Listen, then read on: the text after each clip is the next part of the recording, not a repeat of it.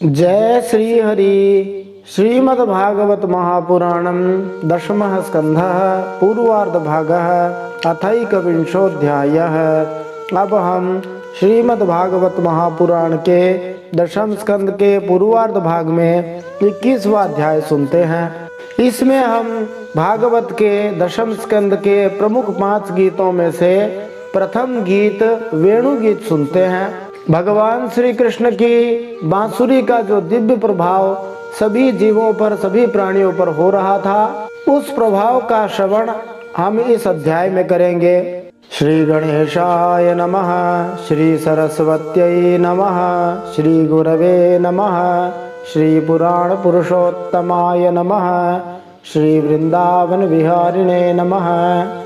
राजस्थान के चूरू जिले से मैं सुनील हरि आप सबका आपके अपने चैनल श्री हरि भक्ति प्रचार पर स्वागत करता हूं। इस चैनल पर प्रतिदिन श्रीमद् भागवत महापुराण के सभी श्लोकों को लयबद्ध तरीके से गा करके उनका भावार्थ और प्रत्येक अध्याय में प्रश्न निर्माण करके प्रस्तुत किया जा रहा है। यद्यपि आजकल श्रीमद् भागवत कथाएं प्रत्येक स्थान पर खूब हो रही हैं, परंतु भगवान की प्रेरणा से मूल श्लोकों का गायन करना आवश्यक समझा जाता है, इसलिए मूल श्लोकों का गायन किया जा रहा है। साथ में सभी के समझ में आए इसलिए हिंदी में भावार्थ भी प्रस्तुत किया जा रहा है। आशा है आपको ये पसंद आ रहा होगा। यदि आपको ये अच्छा लग रहा है तो आप कमेंट के माध्यम से बताइए कि आपको कैसा लग रहा है, और स्वयं सुनकर दूसरों को भी इसे भेजते रहें, सुनाते रहें, क्योंकि इससे महान पुण्य की प्राप्ति होगी। पिछले 10वें स्कंद के 20वें अध्याय में वर्षा और शरद ऋतु का वर्णन सुनते हुए हमने जाना था। जो वर्णन सुखदेव जी ने श्रीमद् भागवत में वर्षा और शरद ऋतु का किया है, वैसा ही वर्णन गोस्वामी तुलसीदास जी ने भी श्री रामचरितमानस के किष्किंधा में किया है। अध्याय श्रवण करते समय बहुत सारे स्थानों पर हमने सुखदेव जी और तुलसीदास जी के भावों का साम्य दिखलाने का प्रयास किया है। अब पिछले अध्याय में आए हुए प्रश्नों का समेकित उत्तर हम देखते हैं, जिससे अगले अध्याय की कड़ी जुड़ जाए और इस अध्याय का सार हमें समझ में आ जाए। वर्षा ऋतु का दिव्य वर्णन सुखदेव जी श्लोक संख्या 3 से श्लोक संख्या 31 तक करते हैं। वर्षा ऋतु में सभी प्राणी खूब बढ़ने लग जाते हैं। सूर्य चंद्रमा पर बार बार प्रकाश में मंडल बैठने लगते हैं, जो एक प्रकार से समझो कि अधिक वर्षा का संकेत करते हैं। उसी वर्षा ऋतु में आकाश में नीले और घने बादल घिर जाते हैं, बिजली चमकने लगती है, बार बार बिजली की गड़गड़ाहट सुनाई देती है। तो वर्षा ऋतु में बादलों के पीछे सूर्य, चंद्रमा और तारे सभी ढक जाते हैं। इससे आकाश ऐसा लगता है जैसे ब्रह्मस्वरूप होने पर भी गुणों से ढक जाने पर जीव की गति होती है। यद्यपि प्रत्येक जीव ब्रह्मस्वरूप है, परमात्मा का अंश है, परंतु संसार के मायाजाल में लिपट करके वह भूल जाता है कि मैं परमात्मा का ही अंश हूँ, ब्रह्मस्वरूप हूँ। वही स्थिति आकाश की होती है। बादलों के छा जाने पर सूर्य, चंद्रमा, तारे ढक जाते हैं। वर्षा ऋतु में जो बिजली चमकती है वह सफेद रंग की होती है, जो सत्वगुण का प्रतीक है। बादल गरजते हैं वो रजोगुण का प्रतीक है, और जो बादल स्वयं होते हैं वे काले होते हैं, इसलिए तमोगुण के प्रतीक है। सुखदेव जी भगवान सूर्य नारायण और दयालु मनुष्य को एक जैसा ही बताते हैं। सूर्य नारायण 8 महीने गर्मी दे करके पानी को बादल में परिवर्तित करते हैं और बाद में 4 महीने तक वर्षा करते हैं। उस जल को पूरा का पूरा वर्षा करके कृपा कर देते हैं। ऐसे ही जो संत महात्मा होते हैं, भले मनुष्य राजा बन जाते हैं, वे पहले प्रजा से कर लेते हैं, टैक्स लेते हैं, बाद में जब प्रजा को संकट में देखते हैं तो सारा का सारा धन दान कर देते हैं। गर्मी की ऋतु में भगवान सूर्य नारायण 8 महीने तक तपते हैं, और बहुत सारे लोगों को वह गर्मी दुखदायक, कष्टकारक लगती है, गर्मी पसंद नहीं आती है, परंतु बिना दुख के सुख का मूल्य पता नहीं लगता। तो जो दुख कष्ट हमारे जीवन में आते हैं वो हमारा कल्याण ही करते हैं। यदि सूर्य नारायण अपनी किरणों से 8 महीने तक गर्मी उत्पन्न करके पानी को बादल में परिवर्तित न करें तो वर्षा नहीं होगी, जिसके अभाव में मनुष्य का जीवन कठिन हो जाएगा। बिना वर्षा के अन्न भी नहीं होगा, कुछ भी नहीं हो पाएगा। इसलिए भले ही जीवन में कष्ट आते दिखाई दे, परंतु निस्संदेह वे कष्ट हमारा कल्याण करने वाले हैं। जैसे सोना जब तपता है तभी वह कुंदन बनता है, शुद्ध बनता है, ऐसे ही कष्टों से हमारा आध्यात्मिक और भौतिक दोनों प्रकार का विकास होता है। कोई व्यक्ति बहुत भूखा होता है, तब उसको जो भोजन मिलता है उसका स्वाद उसे पता लगता है।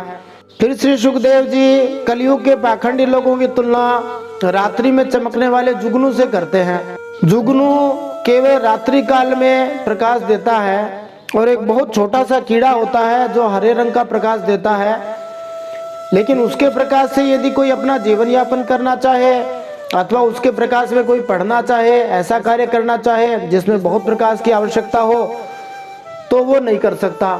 यदि कोई ऐसा करने का प्रयास करता है तो उसे निस्संदेह निराशा और हताशा ही हाथ लगेगी। कलयुग में लोगों की स्थिति यही हो गई है। लोग पाखंड मतों का प्रचार करते हैं और वैदिक संप्रदाय धीरे धीरे लुप्त हो जाते हैं। पाखंडियों के चक्कर में पड़ करके और वे जुगनू जैसी स्थिति में ही आ जाते हैं। जो कार्य सूर्य का प्रकाश कर सकता है वह कार्य एक क्या करोड़ों अरबों जुगनू मिलकर के नहीं कर सकते। वैसे ही जो एक प्रामाणिक संत महात्मा हमारा जो शास्त्र है वो एक बात बढ़िया कहता है, उसके बराबर पाखंडियों की करोड़ों बातें भी नहीं हो सकती। परंतु कलयुग में लोग ऐसे आलसी हो गए हैं कि बस उन्हें ऐसा ही कोई महात्मा चाहिए जो कहते आपको कुछ नहीं करना पड़ेगा।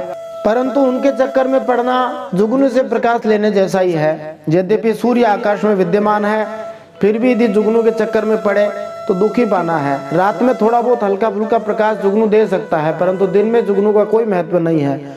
तो जहाँ वास्तविक संत महात्मा कोई हो, प्रामाणिक शास्त्र हो, वहां पर पाखंडियों का कोई मतलब नहीं रहता है। फिर श्री सुखदेव जी मेंढकों की तुलना ब्रह्मचारियों से करते हैं।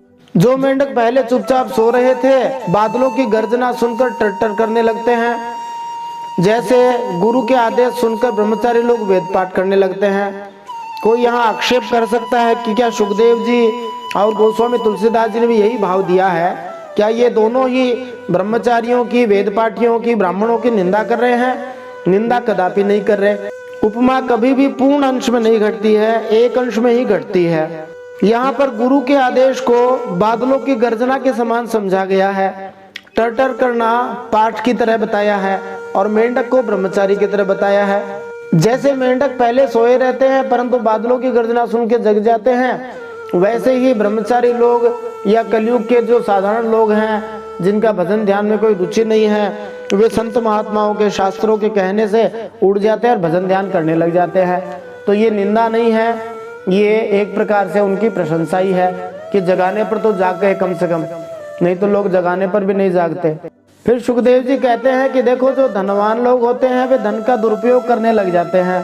तो समझो कि जो छोटी छोटी नदियां हैं जिनमें जेठ आषाढ़ में बिल्कुल पानी नहीं रहता, सूख जाती हैं, वर्षा ऋतु आने पर जब थोड़ा सा पानी उनके पास आ जाता है तो वे इतनी उछलने लग जाती हैं जैसे समझो कि वे सबसे ज्यादा धनपति हों। जैसे कोई दिया लेकर के सूर्य को दिखाना चाहे कहीं मेरे पास दिया है तो वो मूर्ख ही कहलाएगा। ऐसे ही 100-200 करोड़ रुपए लेकर के कोई साक्षात लक्ष्मी माता को, साक्षात लक्ष्मीपति को ये दिखाए कि मेरे पास धन है तो ये उसकी मूर्खता ही कही जाएगी। प्रायः जो पहले एकदम गरीब रहे हो, जिनको बिल्कुल समझ नहीं रही हो, उन लोगों के पास जब धन आ जाता है तब वे धन का दुरुपयोग करने की सोचते हैं। इस कलयुग में तो प्रायः धन का दुरुपयोग 3 स्थानों पे किया जाता है। ये पीछे बात आई भी है, या तो शराब पीने में करेंगे, या जुआ खेलने में करेंगे, या स्त्रियों में, वैश्या स्त्रियों आदि में करेंगे। तो धन का दुरुपयोग नहीं करना चाहिए। आज धन है कल नहीं होगा, इसकी कोई गारंटी नहीं है कि सदा ही धन रहेगा। फिर सुखदेव जी कहते देखो किसान जब खेत में फसल देखता है तो इतना प्रसन्न हो जाता है, वो सोचता है मेरी मेहनत सफल हो गई। परंतु उसी फसल को देखकर जो धनवान व्यापारी लोग उनके मन में बड़ी जलन होने लग जाती है। वे सोचते हैं अब हम इन किसानों को कैसे पंजे में रखेंगे। तो यहाँ हम देख सकते हैं कि सुख और दुख दोनों सापेक्ष स्थिति पर निर्भर करता है। एक वस्तु किसी के लिए सुखदायी है, दूसरे के लिए दुखदायी हो सकती है। यद्यपि धनी व्यापारी भी उसी अन्न से जीवित रहते हैं, परंतु वे धन के लोभ के कारण ये नहीं समझते कि ज्यादा अनाज होना अच्छा है। वे समझते कम अनाज हो तो अच्छा रहे, महंगाई ज्यादा रहे, ज्यादा पैसे मिल जाए। जिन्होंने अपना मन भगवान में समर्पित कर दिया है वे दुखों की भरमार से भी कभी व्यथित नहीं होते। पढ़ा हुआ याद नहीं रहता तो उसका एक ही तरीका है, अभ्यास करना चाहिए। अभ्यास करने से सब याद रहने लग जाएगा। कहा जाता है घोड़ा क्यों उड़ा, पान क्यों सड़ा और विद्या क्यों पड़ी? उत्तर एक ही है, फेरा नहीं, अभ्यास नहीं किया। घोड़ा अभ्यास न करने से अड़ जाता है, पान अभ्यास माने नहीं घुमाने से सड़ जाता है और विद्या नहीं पढ़ने से, नहीं ढंग से ध्यान देने से भूल जाते हैं। इसलिए बार बार याद रहने के लिए अभ्यास करते रहना चाहिए। साधन भजन में भी हम बार बार भगवान को भूल जाते हैं, इसलिए बार बार अभ्यास करने की आवश्यकता है। सुखदेव जी कहते हैं कि बादल बड़े लोकोपकारी होते हैं, सबका भला करते हैं, और बिजलियां फिर भी उनमें स्थिर नहीं रहती। वैसे ही जैसे चपल अनुराग वाली जो स्त्रियां हैं वो गुणी मनुष्यों के पास स्थिर भाव से नहीं रहती, तो बादलों की तुलना उन अच्छे पुरुषों से की गई है जो लोगों का भला करते हैं, और बिजलियों की तुलना उन स्त्रियों से की गई है जो नई नई कामनाओं से भरी रहती हैं। यद्यपि बिजलियां बादल के कारण ही प्रकाशमान दिखाई देती हैं, उसी प्रकार कोई स्त्री अपने पति के साथ रहकर ही सुंदर दिखाई देती है। बिना पति के अभाव में वह उतनी सुंदर दिखाई नहीं देती। तो बादल भले ही कितना ही उपकार करे, कोई पति कितना भी बढ़िया कार्य करे, परंतु यदि किसी पत्नी को प्रसन्न नहीं रहना है, स्थिर भाव से नहीं रहना है, तो वह नहीं रह सकती। वर्षा ऋतु में जब बादल आते हैं तो मोर बड़े प्रसन्न हो जाते हैं। ऐसे ही गृहस्थी के जंजाल में जो लोग फंसे हुए हैं, उन्हें जब संत महात्माओं का दर्शन हो जाता है तो वे बड़े प्रसन्न हो जाते हैं। वर्षा ऋतु में वनवासी लोग भी आनंद मग्न हो जाते हैं। पेड़ों पर भी खूब हरियाली आ जाती है, पहाड़ों से पानी झरझर गिरने लग जाता है, सारे पशुओं के लिए पर्याप्त मात्रा में घास हो जाती है। सब प्रकार से वर्षा ऋतु सभी के लिए दिव्य होती है, सुंदर होती है, सुख देने वाली होती है। फिर श्री सुखदेव जी श्लोक संख्या 32 से श्लोक संख्या 49 तक शरद ऋतु का वर्णन करते हैं। शरद ऋतु आते ही आकाश में बादल गायब हो जाते हैं, पानी साफ हो जाता है, वायु धीमी धीमी चलने लग जाती है। श्री भगवान की भक्ति ही जीवन के सभी कष्टों और अशुभों को नष्ट करने वाली है। चाहे कोई ब्रह्मचारी हो, गृहस्थ हो, वानप्रस्थ हो, सन्यासी हो, सबके दुखों का नाश, कष्टों का नाश श्री भगवान की भक्ति ही कर सकती है। जैसे शरद ऋतु होती है, आकाश के बादलों को नष्ट कर देती है। वर्षा काल में अनेक जीव बढ़ जाते हैं, छोटे छोटे कीड़े अनेक पैदा हो जाते हैं, उन सब कीड़ों को शरद ऋतु नष्ट कर देती है। पृथ्वी पे वर्षा ऋतु में जो कीचड़ हो जाता है उसको भी शरद ऋतु नष्ट कर देती है, और पानी में जो मटमैलापन हो जाता है उसको भी नष्ट कर देती है। इन चारों की तुलना चारों आश्रमों से की गई है, और सभी के दुखों का नाश जैसे शरद ऋतु करती है, ऐसे ही जीवन के सभी दुखों का नाश श्री भगवान की भक्ति करती है। फिर श्री सुखदेव जी कहते हैं कि बादल अपना सब कुछ दान करके बड़े सुंदर लगने लगते हैं। जैसे लोक परलोक, स्त्री पुत्र और धन संपत्ति संबंधी सारी चिंता कामनाओं को छोड़ देने से मनुष्य परम शांति का अनुभव करता है। जब तक मन में चिंताएं रहती हैं, तरह तरह की इच्छाएं रहती है, तभी तक दुख मिलता है और शांति मिल नहीं सकती। तो शांति तो त्याग से ही मिलती है।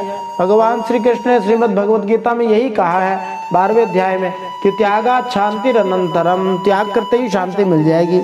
छोटे छोटे गड्ढों में भरे हुए पानी के जलचर शरद ऋतु में ये देख नहीं पाते कि ये गड्ढे का पानी दिन पर दिन सूखता ही जा रहा है, थोड़ा सा पानी है, इसमें क्या इतराना है, और वो सोचता है कि इस पानी में सदा ही रहूंगा।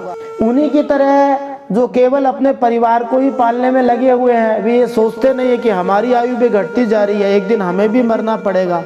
शरद ऋतु के अंदर गायें, हरिणियां, चिड़िया, नारियां सभी ऋतुमती होकर संतानोत्पत्ति की कामना से युक्त हो जाती हैं। ये शरद ऋतु का प्रभाव होता है।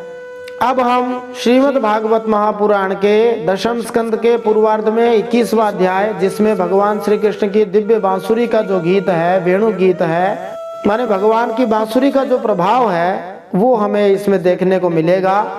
इस दिव्य वेणु गीत को सुनते हुए इसके पहले भाग में हम इन प्रश्नों के उत्तर प्राप्त कर सकते हैं। श्रीमद् भागवत के 5 प्रमुख गीतों में से प्रथम गीत कौन सा है? श्री कृष्ण की वंशी ध्वनि का दिव्य प्रभाव कैसा था? श्री सुखदेव जी जैसे आत्माराम मुनियों का भी ध्यान आकृष्ट करने वाली श्री कृष्ण की मनोहर झांकी हमें दिखाई देती है। आंखों की सफलता क्या है गोपियों के मत में? भगवान श्री कृष्ण की बांसुरी वादन का वृक्षों पर क्या प्रभाव पड़ा था? आइए इन सब प्रश्नों के उत्तर आज के इस 10वें स्कंद के पूर्वार्ध भाग के 21वें अध्याय में वेणु गीत को सुनते हुए प्राप्त करते हैं। जय श्री हरि। नारायणं नमस्कृत्य नरं चैव नरोत्तमं देवीं सरस्वतीं व्यासं ततो जयमुदीरयेत्। भगवान श्री नरनारायण को प्रणाम करते हुए श्री गणेश जी महाराज, माता सरस्वती, वेदव्यास भगवान को प्रणाम करते हुए, हृदयाराध्य श्री हरि चरणों में प्रणाम करते हुए, भगवत स्वरूप श्रीमद् भागवत को प्रणाम करते हुए, श्री सुखदेव मुनि और परीक्षित महाराज को प्रणाम करते हुए, अनंत कोटि सब संत महात्माओं वैष्णवों को प्रणाम करते हुए, भगवान श्री वृंदावन बिहारी को प्रणाम करते हुए, अब हम श्रीमद् भागवत महापुराण के दशम स्कंद के पूर्वार्ध भाग में 21वां अध्याय सुनते हैं। इसमें हम प्रसिद्ध वेणु गीत नामक गीत का श्रवण करेंगे। श्रीमद् भागवत महापुराण में 5 गीत प्रसिद्ध हैं। उनमें से ये पहला गीत है जिसको वेणु गीत नाम से जाना जाता है। इसके अलावा युगल गीत, गोपी गीत, भ्रमर गीत और भिक्षुक गीत, ये 4 और अन्य गीत हैं, जिनमें से 3 दशम स्कंद में आएंगे और 1 11वें स्कंद में आएगा। इस प्रकार 5 गीत जो भागवत जी के प्रसिद्ध हैं, उनमें से 4 10वें स्कंद में है, 1 11वें स्कंद में है।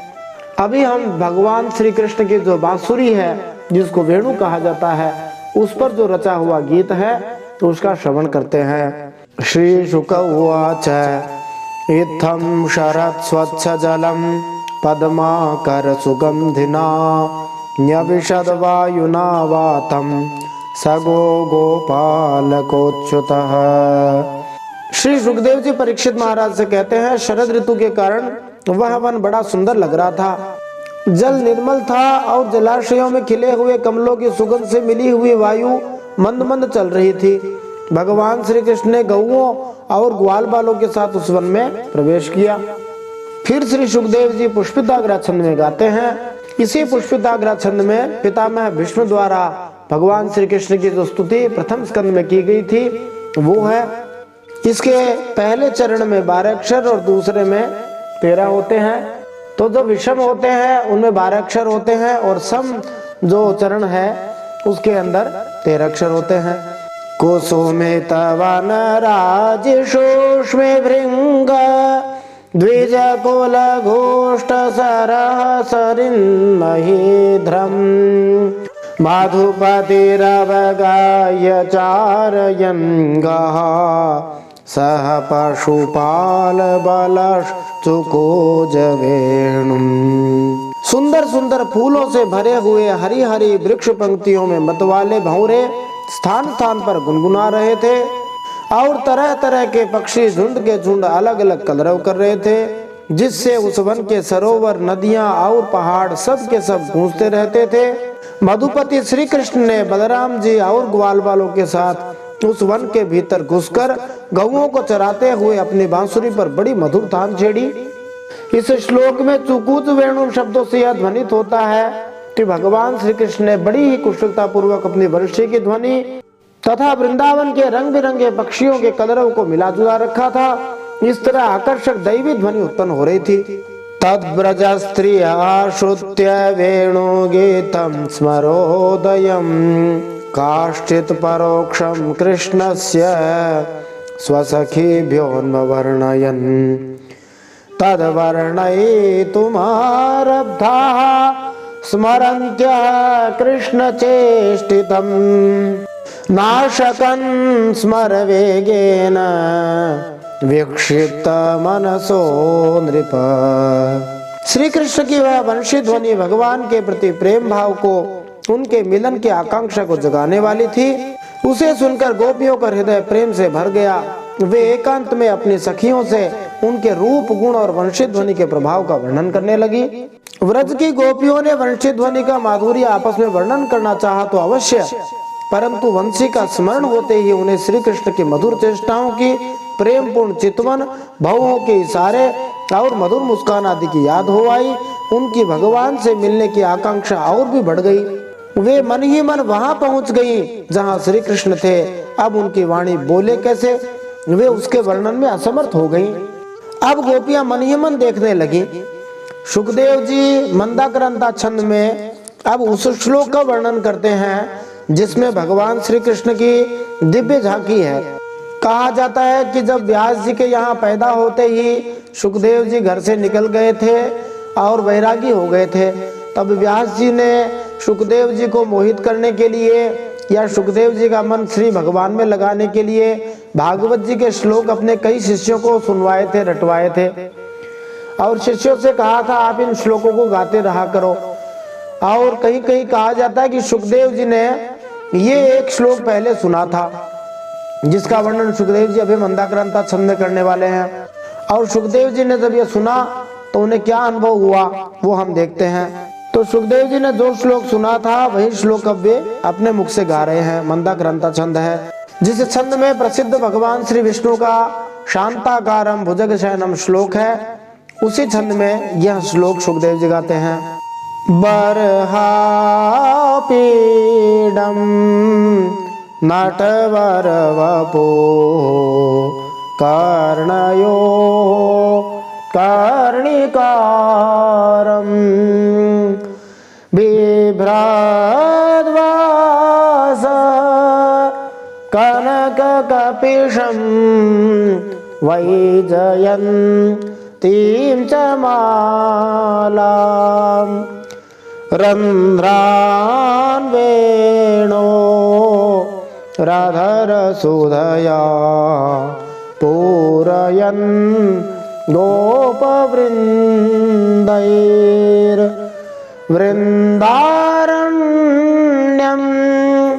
स्वपदरमणं प्राविशद गीतकीर्ति। तो गोपियां और सुखदेव जी मन ही मन देखने लगे थे कि श्री कृष्ण ग्वाल बालों के साथ वृंदावन में प्रवेश कर रहे हैं। उनकी कैसी झांकी है, सिर पर मोर मुकुट है, कानों पर कनेर के पीले पीले फूल, शरीर पर सुनहला पीतांबर और गले में 5 प्रकार के सुगंधित फूलों की बनी हुई वैजयंती माला है।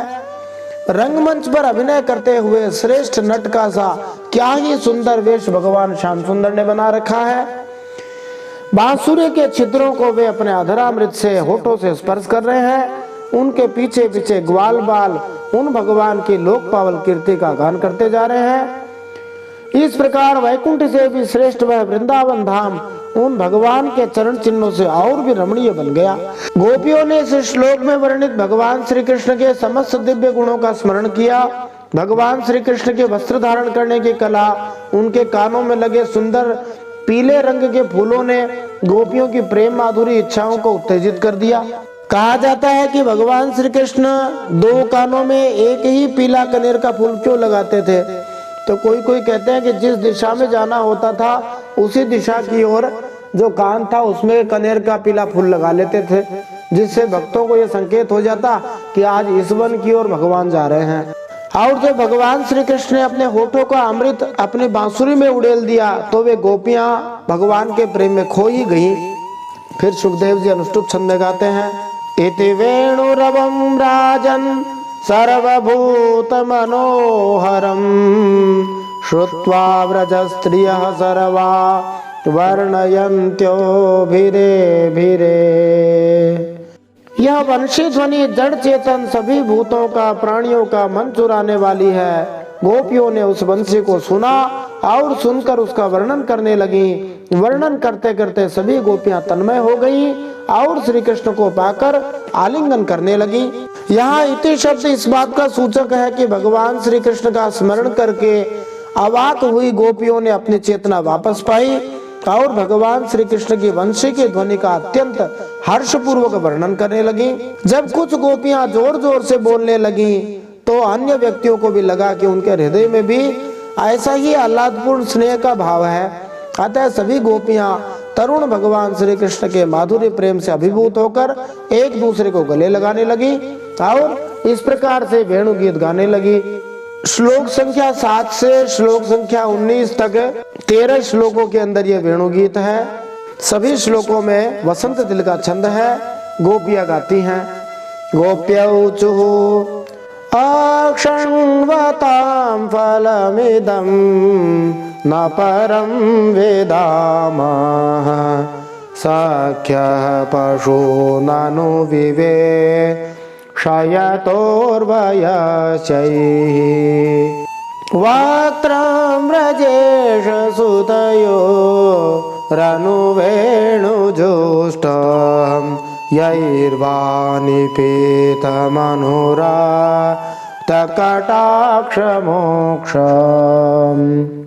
गोपियां आपस में बातचीत करने लगी, अरे सखी, हमने तो आंख वालों के जीवन की और उनकी आंखों की बस यही इतनी सफलता समझी है, और तो हमें कुछ मालूम नहीं है। वह कौन सा लाभ है, क्या सफलता है? वह यही है कि जब श्याम सुंदर श्री कृष्ण और गौर सुंदर बलराम ग्वाल वालों के साथ गायों को हाँक कर वन में ले जा रहे हों या लौटा कर ब्रज में ला रहे हों, उन्होंने अपने अधरों पर मुरली धर रखी हो और प्रेम भरी तिरछी चितवन से हमारी ओर देख रहे हो, उस समय हम उनकी मुख माधुरी का पान करते रहे, यही आंखों की सफलता है। श्री विश्वनाथ चक्रवर्ती ठाकुर ने इसकी टीका लिखते हुए कहा है, गोपियां ये कहना चाहती थी कि हे सखियों, यदि तुम इस भौतिक संसार में पारिवारिक जीवन के बंधनों में ही जकड़ी रही तो तुम्हें देखने को और क्या मिल सकेगा। विधाता ने हमें ये आंखें दी हैं, तो हम सबसे अद्भुत दर्शनीय वस्तु श्री भगवान को ही क्यों न देखें। गोपियों को इस बात का पता था कि उनकी माताएं या दूसरे बड़े लोग उनके प्रेम पूर्ण बातें सुनकर अनुमति नहीं देंगे, इसलिए उन्होंने कहा, अक्षणवताम फलम।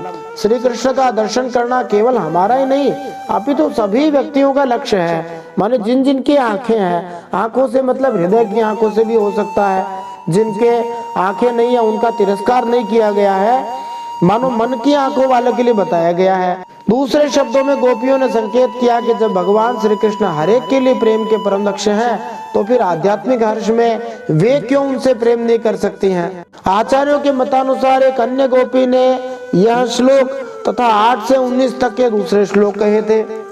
गोपी आगे गाती हुए कहती है, वसंत तिलकाचंद में ही, चूत प्रवाल बरह स्तबकोत्पलाब्ज मालानुप्रेक्त परिधा न विचित्र वेशौ मध्ये विरेजतुरलं पशुपाल गोष्ठ्यां रंगे यथा नटवरौ क्वच गायमानौ। फिर एक सखी ने कहा, अरे सखी, जब वे आम की नई कोपलें, मोरों के पंख, फूलों के गुच्छे, रंग बिरंगे कमल, कुमुद की मालाएं धारण कर लेते हैं, श्री कृष्ण के सांवरे शरीर पर पीतांबर, बलराम के गोरे शरीर पर नीलांबर फहराने लगता है, तब उनका वेश बड़ा ही विचित्र बन जाता है। ग्वाल वालों की गोष्ठी में वे दोनों बीचों बीच बैठ जाते हैं और मधुर संगीत की तान छेड़ देते हैं। अरे मेरी प्यारी सखी, उस समय ऐसा लगता है मानो दो चतुर नट रंगमंच पर अभिनय कर रहे हों। मैं क्या बताऊं कि उस समय उनकी कितनी शोभा होती है। गोपियां भगवान श्री कृष्ण की लीलाओं का स्मरण कर करके हर्ष गीत गाती जा रही थी। गोपियां उस जंगल में जाना चाहती थीं जहां भगवान श्री कृष्ण लीला कर रहे थे, और छिपकर वे लताओं के पत्तों के बीच में से उचक उचक कर भगवान श्री कृष्ण तथा बलराम के नृत्य तथा सखाओं के साथ उनके गायन को देखना चाहती थी। यही उनकी आकांक्षा थी, किंतु न जा सकने के कारण वे प्रेम के वशीभूत होकर यह गीत गाने लग गईं।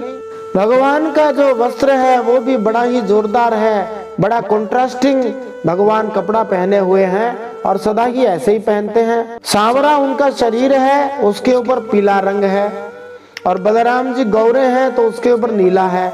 तो बड़ा जबरदस्त कपड़ा और भगवान का जो रंग है दोनों ही अद्भुत लगता है। भगवान श्री विष्णु और श्री कृष्ण का, राम जी का जो रंग है नीला रंग, वो बड़ा ही महत्वपूर्ण है और वह सभी को प्रभावित करता है। आकाश को, समुद्र को, इन सब को प्रतिबिंबित करने वाला नीला रंग भगवान की अनंतता को दिखाता है।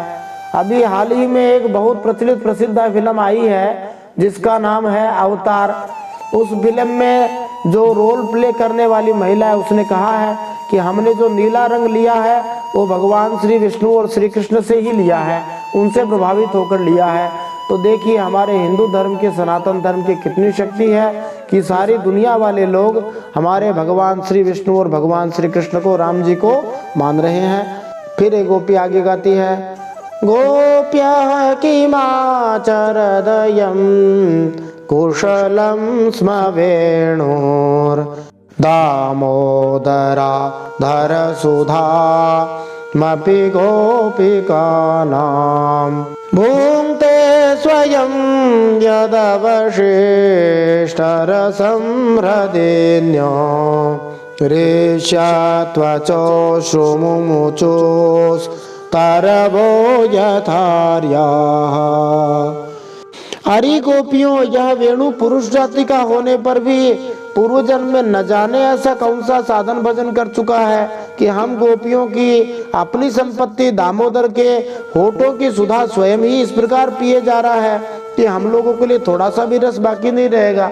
इस वेणु को अपने रस से सींचने वाली रदनियां आज कमलों के बहाने से रोमांचित हो रही हैं और अपने वंश में भगवत प्रेमी संतानों को देखकर श्रेष्ठ पुरुषों के समान वृक्ष भी इसके साथ अपना संबंध जोड़कर आंखों से आनंदाश्रु बहा रहे हैं। वास्तव में अपने संतान को पूर्ण पुरुषोत्तम भगवान श्री कृष्ण के वंशी रूपी उच्च भक्त बना देखकर बांस के वृक्ष रस बहाकर हर्ष के अश्रु निकालते हैं। श्री सनातन गोस्वामी ने एक और अर्थ भी दिया है, वृक्ष इसलिए रो रहे हैं क्योंकि भगवान श्री कृष्ण के साथ न खेल पाने के कारण वे दुखी हैं। कोई यह आक्षेप कर सकता है कि वृंदावन में वृक्षों को किसी ऐसी बात के लिए परिताप यानी दुख नहीं करना चाहिए जिसका मिल पाना उनके लिए असंभव हो।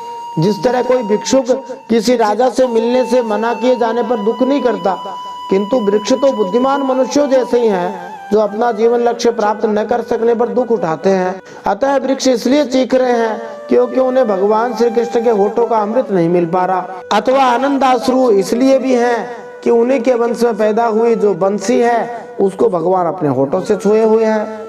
अब भगवान श्री कृष्ण के उस दिव्य वंशी ध्वनि का दूसरे जीवों जैसे हरिणियों, स्वर्ग की देवियों, गायों, नदियों, बादलों इन पर क्या प्रभाव पड़ा, उसका श्रवण हम अगले भाग में श्लोक संख्या 10 से करेंगे।